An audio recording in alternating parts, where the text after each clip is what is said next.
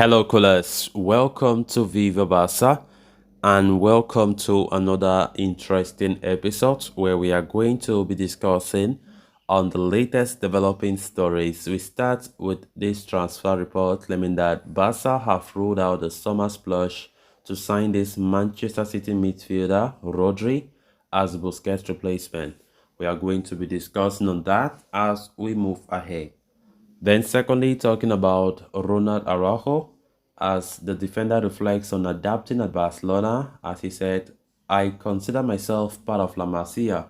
We're also going to be discussing on that. So, guys, before we get right into the full story, please do ensure to subscribe if you haven't. Turn on the post bell notification to always stay notified whenever I post a new video.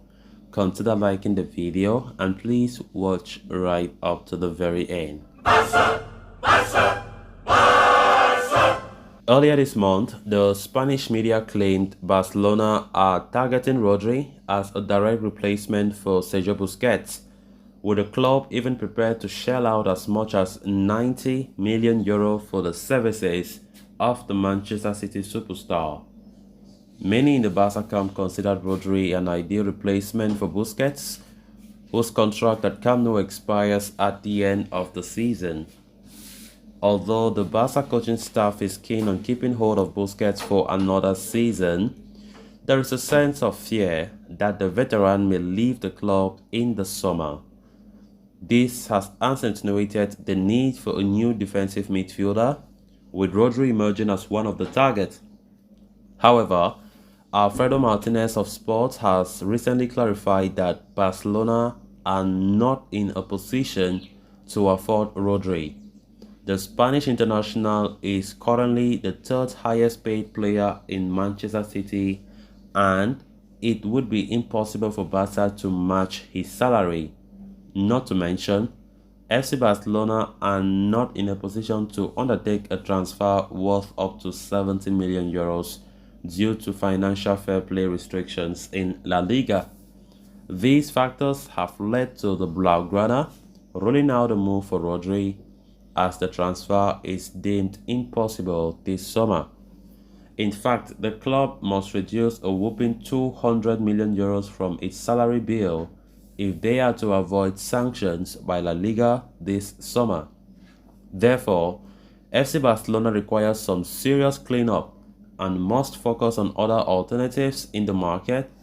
They have appeared quite keen on securing the services of Real Sociedad starlet Martin Zubimendi, but the young midfielder could command a fee of around €60 million. One alternative is Ruben Neves of Wolverhampton Wanderers, but Xavi, along with the rest of his coaching staff, are not convinced of the Portuguese. Of course, hence it will be interesting to see how Barca go about the business in the coming months. The search for a midfielder, or let me say the search for a defensive midfielder, continue to make headlines. Of course, some few days ago, there was this rumor of Rodri being strongly linked and Barca trying to push for the move possibly in the summer, which definitely at the time looks so unrealistic when we consider the financial position that we are currently going through. And this report now does not even surprise me because honestly, how are Barca going to skip the fair play rules to sign this guy worth €90 million? That amount is too much, and Barca can't. It's practically impossible for Barca to sign him. He's a quality midfielder. We have seen his exploit at Man City, one of the best DMs in the world. And we know Barca definitely want to bring in a very reliable DM when Busquets departs, but the reality is it's going to be quite difficult to really go for the players that we really want, knowing how things have been so bad in our side financially, and the rules in La Liga that are always strict doesn't give Barca any breathing space to go for the players that they really want to go for to strengthen the team. Definitely, Barca have been linked with multiple defensive midfielders. We can't count them.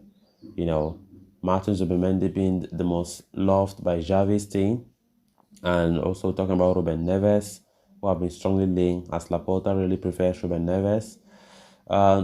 In fact, there have been players who have been linked, a lot, but the truth is, right now, there's no player that have been like, okay, this is a player that Barca have already agreed that they will sign. Nothing. It's just a matter of still rumors lingering in the air and, things like that. So there's still time. Busquets, up to now, Busquets have not made any statement. In fact, Barca themselves have not have not even tabled any formal offer. So there is still things that have to be settled. Now you cannot say Busquets will stay at Camp Nou despite Xavi convincing the board to extend his contract. Busquets is still, I think he's still in a state of limbo that he has still, because it was really clear that he will leave to Inter Miami when the season comes to an end. But right now, because of Xavi's influence, I don't know if maybe he's still in a state of dilemma about what to do next.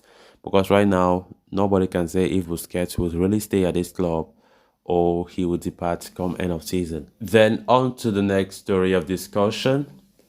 From being an aspiring striker at a young age, Ronald Araujo has become one of the key defensive components for a Barcelona side currently leading the league table in Spain. During an interview with The Guardian, Araujo talked about his life before Barcelona and his journey to adapting to life in the city. Formerly of Boston River in his native Uruguay, Araujo has been part of Barca's side since 2018, joining the B squad in a deal worth €4.7 million. He said, Barca was a leap adapting to the city. For the first 8 months, I lived near the training ground. Then I went up to the mountainside to Paleja with pine forest. Leave the house and you are in the mountains and escape. But when I got in the first team traveling every 3 days, I came back down the hill, he said. Araujo revealed his ambition of becoming a striker. He said, I never imagined being a defender, said Araujo, whose desires shifted when he reached Montevideo at the age of 17, with his idol turning from Ronaldinho to Carlos Puyol.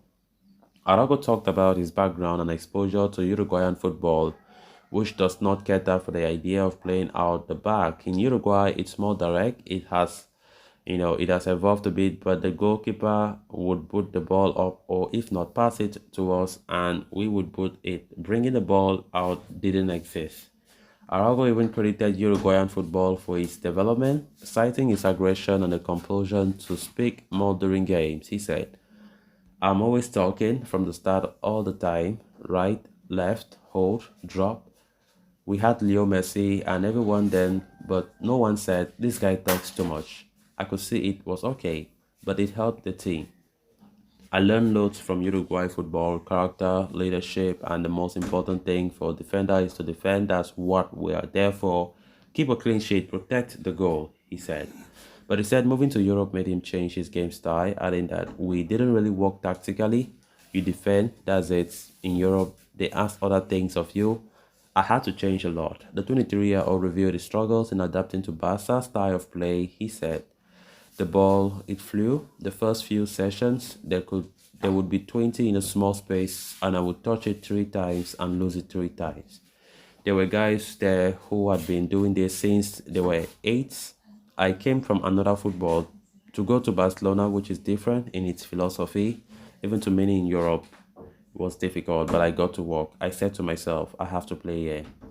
So guys, with that, we have come to an end of this episode. Thanks a lot for watching. Until next time. Bye-bye.